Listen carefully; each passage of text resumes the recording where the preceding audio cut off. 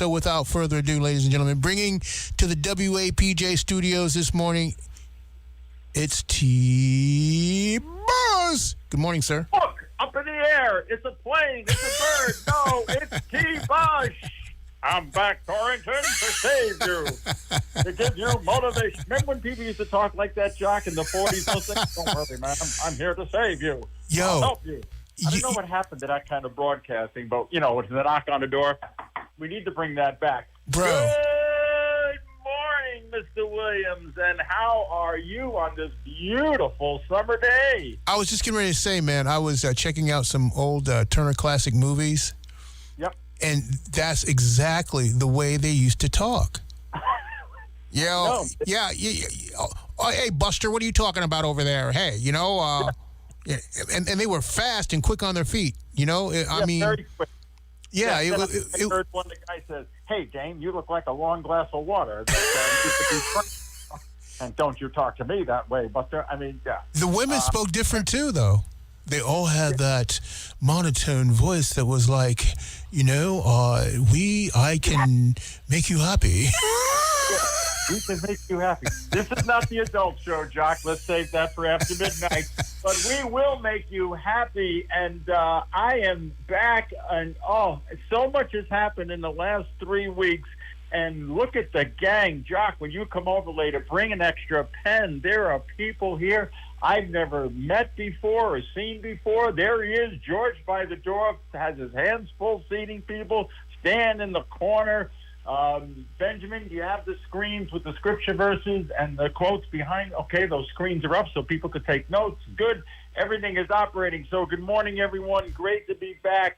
A lot has happened in 3 weeks. We had a wedding. So I'm doing this program with my wedding ring. With this ring, I promise I'll always love you, always love you.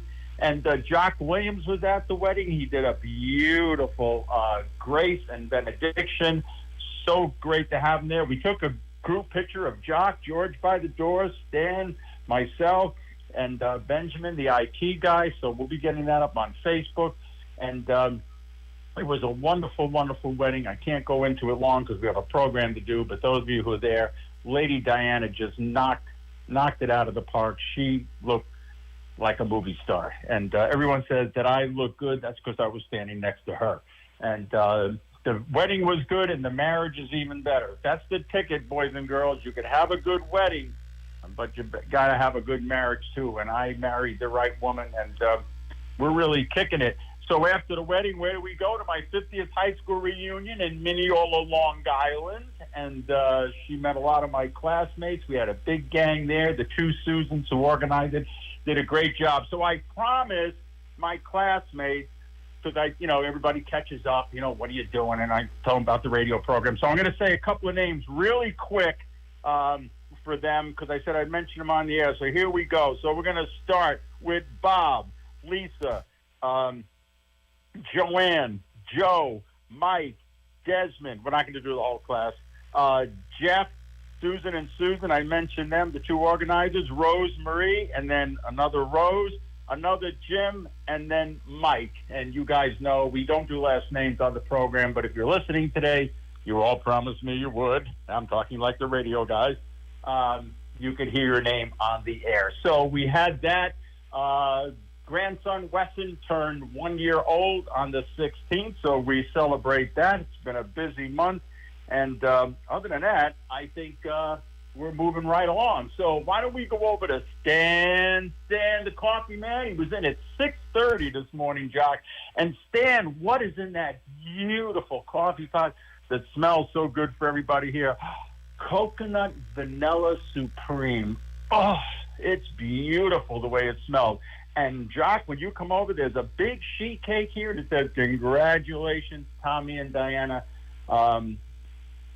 That's all it says. So, and it looks fabulous. There's enough here for everyone. What's yours? Oh, there's even some in the back. They made two. Okay, so with all the people we have here. And who is our sponsor today, Stan? None other than Moscarillo's over there on East Main Street. They did Diana's beautiful bouquet. You'll see it online when we put pictures up on Facebook. She was thrilled. I thought they just sold plants and bushes and trees, but if you're looking to have flowers done, go over there. They did a wonderful, wonderful job. So let's get into the body of the work. And if I'm distracted because I get blinded by this beautiful wedding ring that I have, let's get into the body of the work. The topic today is dreams, pursuing your dreams. Right away, some people are shaking their heads. I'm 75, Tommy. You don't understand. Nah. What do you hear what Les Brown says? We were always dreaming. We were always living. We always have new things. And I was inspired by this talk because Lady Diana, or I'm now going to say my wife Diana, had a dream of going to the Quadi Lighthouse, all the way at the easternmost point of the United States in Maine. And years ago, she was in a painting class, and they were painting lighthouses, and the lighthouses were white. But she went a step further, and she did these red stripes around it, like the lighthouse in Quadi has. She was inspired by that. And one of her dreams, bucket list if you call it, she wanted to go there and see the lighthouse, and she only painted it from a picture and stand on the easternmost part of the United States. That's where the sun hits first before it covers the whole country in its brightness. So we did it. We were there. There was pictures on Facebook of that. And so, you know, and my wife is not 20, okay, and she still has dreams ahead of her beside this lighthouse. And so because of that, because of her enthusiasm, because of her youthfulness to want to achieve this dream, I put this show together. Now, a dream does not have to be, don't let someone say, well, you know, the people, yes, there's people with big dreams like Mickey Mantle, you know, they want to play in the major leagues. And there's people like Jordan Smith who want to become great singers and all of that. Those are fine. But the size and scope of your dream does not make it worthless. You could have big dreams, like maybe moving to another state or starting a business. But the way to get to the big dreams is gluing together the small dreams, okay? So having a dream like maybe having a 70th birthday party for somebody, or maybe buying a certain kind of dog that you always dreamed of, or maybe taking the kids on a camping trip, or the grandchildren to a Yankee game next summer, or something like that. Or, I have to be fair, or a Met game or a Red Sox game, because we have friends of mine who like other teams, Jock. I didn't know there were other teams besides the Yankees. But anyway, so those are dreams too. Those are things that you look forward to. What dreams do is give us hope. It gives us the desire to move ahead, right? God puts dreams into us to give us that life, that propulsion to do things, that propels us forward, to overcome challenges when we have dreams, to overcome hardships when we have dreams. So that's what's important. So whether you're 85 and your dream is to go to the Cape this week, or you're 25 and you dream of starting your own real estate business, one doesn't cancel out the other. They're all good. We look at Martin Luther King, and he said that if I can't do great things, then I'll do small things in a great way. And that kind of piggybacks on what St. Mother Teresa said. She says, I'll do all small things with great love. Okay, so a dream should have love. But I love what Martin Luther King says is, if I can't, and he did great things, right? But if I can't do great things, I'll do small things in a great way. So a lot of you listening, this lady's nodding her head over here, a couple of guys in the back are shaking their heads, right? If you can't do, not if you can, but if you can't do the big things, or if you're not called to do the big things, right, then do the little things in a big way. I do this radio program. I don't have a podcast that reaches 500,000 listeners. I'm not on world stages giving these talks with 2,000 people in the audience.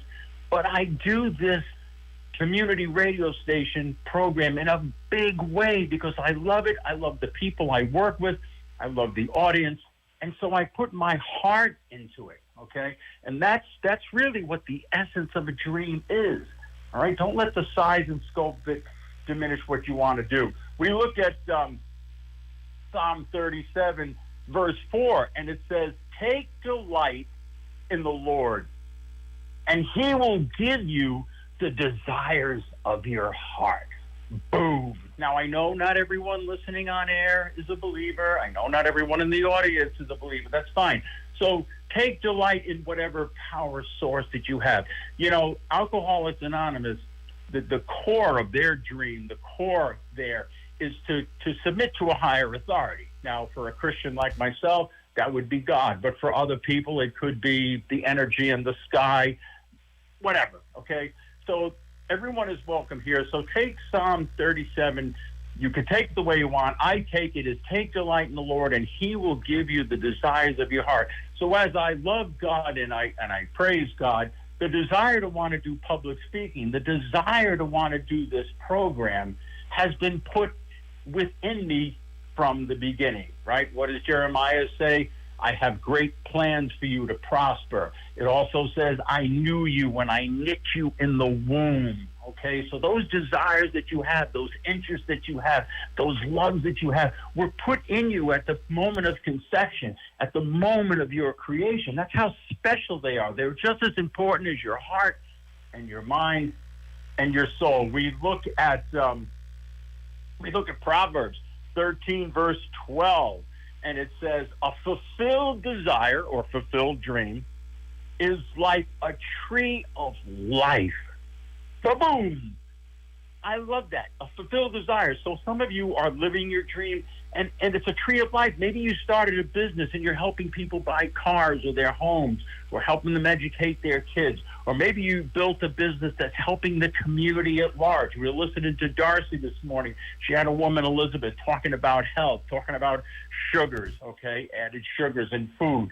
And so that woman is living her dream, Elizabeth, and in her dream, she is becoming a tree of life by helping people learn the proper nutrition, especially with young people, children who suffer with obesity. So her dream is maybe not something that puts her on the cover of Rolling Stone magazine, but her dream is like that tree of life. Just think of a tree of branches and roots all reaching out, going to places that are unknown. So, and that was a great interview. You can catch that on archives. How are we doing? Okay, we're good. All right, let's look at some steps to achieving dreams. Oprah Winfrey, the talk show host and actress and business entrepreneur, says, be thankful for what you have, and you will get more. But if you focus on what you don't have, then you'll never have enough. Boom. So as you're pursuing your dream, whatever that is, be thankful for where you are within that dream.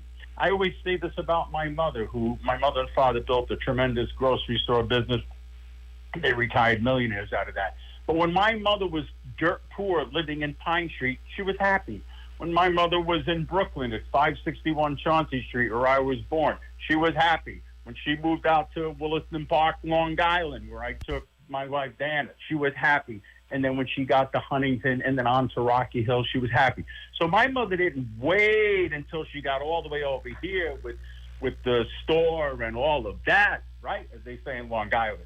She was happy when she was a kid in Pine Street when they were dirt poor. So Oprah is right. As you're pursuing your dream, whatever that is, be happy where you are, and more will come. But if you always look around and say, I got nothing here, nada, niente, okay? If you think you have nothing, guess what? You will have nothing.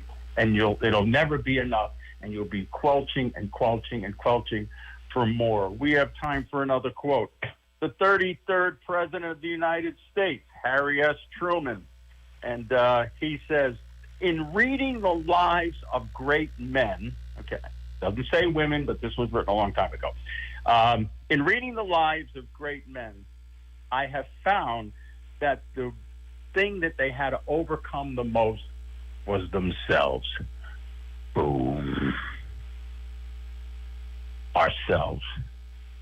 What's preventing us from achieving some of our dreams?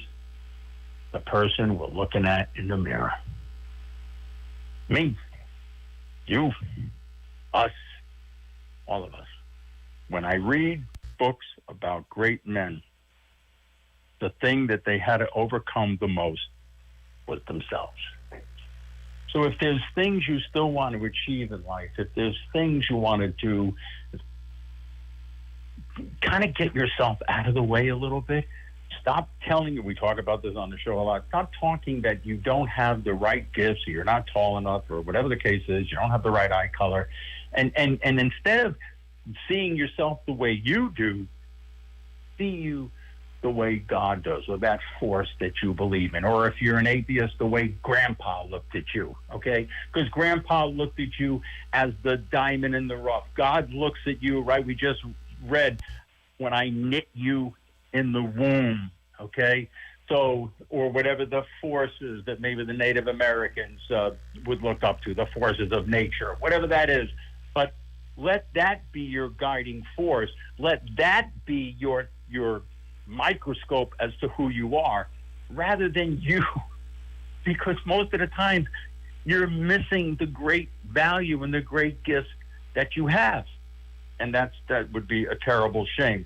We look further down at our next quote as we move along here, and it's by Eleanor Roosevelt, the wife of, obviously, FDR.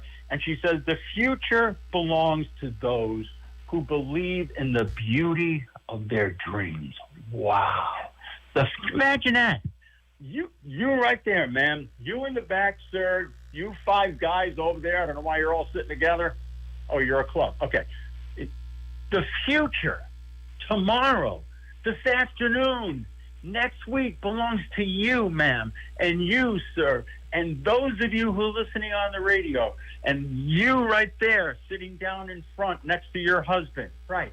The future belongs to you. Goes back to, belongs to Bob, belongs to Mike, belongs to Rosemary, belongs to Lisa. We have the I don't want to use the word power, but we have the energy, we have the goodness to believe in our dreams, and that future belongs to us by believing in the fact that what we hold dear to our heart is possible. And that possible goes right back to Psalm 37. Take delight in the Lord, for he will give you the desires of your heart. And speaking of heart, Mr. Williams, I think it's time to have a heartful sponsor piece right now as we continue on. Thank you very much, T-Boz. We appreciate it, and we want to remind each and every one of you that your community radio station is here for you. There can be no community without you in it, so the experiment continues. Volunteer-operated, listener-supported radio in the heart of downtown Torrington for now over 25 years. That would not be possible without our gracious sponsors who make sure that we're able to bring you live programming 7 days a week, 24 hours a day, 365 days a year. So with that being said, we will turn the show back over to T-Boz for more words of wisdom and moments of meditation. Thank you, Chuck. Amelia Earhart, the great woman aviator, first woman, by the way, and she wanted to fly around the world, but we lost her in July of 1937, July 2nd. She says, the most difficult thing to do is to make the decision to act. Boom. Isn't that true? To make the decision to act. When I came up here, let's see, to be 24 years ago, I had a sign in my office that said, "We will move in 2002. I looked at that for over a year. My brother and I had a building remodeling business. I wanted to expand to the northwest corner. I didn't know anything about Torrington. I just knew my sister-in-law had a house on Turner Ave. That's it. And all I saw of Torrington was where Joanne's Fabrics is. I didn't know how beautiful the city was with its old, quaint houses and all the countryside around it. But I wanted to move and come up here because I thought it'd be a better life. And and Lori said to me then, she said, "Honey," she said, "we don't have any business up there. We don't know anyone up there." I said, "You know what? The houses up there are made of wood. They take paint just like they do in the southern end of the state." So with 2 kids and a couple of rabbits, and her and I, we loaded up the cars with the help of family. We came up here. We didn't know anything. Best move I ever made. The decision to act. My parents did the same thing when they started their grocery store. My father was 50 years old, 4 kids. My mother was 46. My mother didn't work at a company with the benefits. loaded up the cars, moved an hour away. He was $152,000 on the hook with the house and the business. And at 50 years old, up they came to Connecticut. They rolled the dice, but they made a decision to act. What's holding a lot of us back is we're sitting there, and the fence hurts, boys and girls. When you're sitting on the fence, it hurts. Either get off one way or get off the other way. The pain will stop. So make that decision to act, as Amelia Earhart says. She lost her life for it, but she became a hero for it as well. We look at Douglas Adams, and I love this, and a lot of you will relate to this. And he says this: I may not have gone where I intended to go, but I think I ended up where I needed to be. Bing, bang, boom. I think I ended up where I needed to be. And I believe that wholeheartedly with my situation here and my position here with WAPJ. I'll tell you another quick thing about myself. I like to do benedictions. I like to pray. I like to do blessings, okay?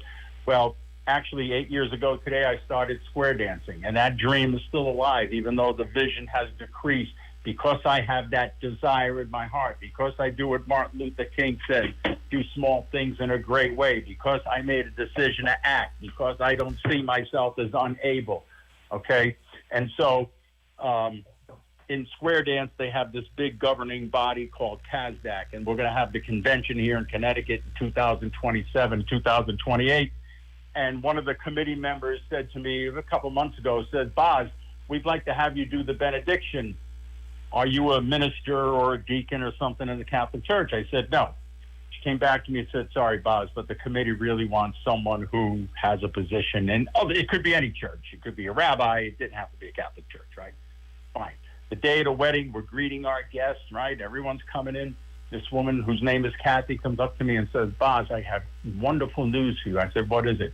She said, they want you to do the benediction for the 27 and 28 convention here in Connecticut, which is over 800 people that are there. That's a dream. I love when I have to do work for the Lord. Now, it's going to be a mixed bag of people there. Not everyone's a believer, not everyone's Catholic, not everyone's Presbyterian. But they feel, in essence, they feel something that I say could help give the convention meaning. So they're going to have me get up there and say what I want to say, like what I do here. That, to me, goes right back to what this guy Douglas said, is I may have not ended up where I intended to be, but I'm where I need to be. I need to be here. Jock needs to be here. Came all the way from Ohio. Where? To be here. Okay? All of you in this room, those of you who are listening, there's a reason your dream has led you here. It may not be the one that you thought, but just because it isn't doesn't mean it's less and is non-important. It's still a dream, right? Martin Luther King didn't see his dream to the end. He said, I had a dream. Still a dream. That dream still lives. Okay? So I'm where I need to be, and I'm happy with that. I'm, what do they say, comfortable in my skin? And a lot of you, I'll ask you this question, and you don't have to answer it, but do some of you feel like, gee, I should have done more, I could have been more? Or do you feel like you've missed opportunities? It's not too late. Like someone said on Facebook this morning, you got up, okay? It's not too late. And maybe that dream you have needs to be a little recultivated. Maybe it needs to be realigned. Maybe you need to change direction a little bit, okay? But if you're asking yourself, maybe I should have, maybe I could have, that means you still have that desire that is placed in your heart. So go after it. Maybe you have to go after it in a little bit different way now. Maybe you're older, health issues, but you can still achieve that. And you know what? Another way of achieving a dream is helping someone else achieve theirs. Maybe if you're older and there's a younger person in a committee or something you belong to that has a vision in the field that you have for certain things, hitch your wagon to them. Your experience is good, is valuable. Maybe side with them and help them along in their dream to what they want to do.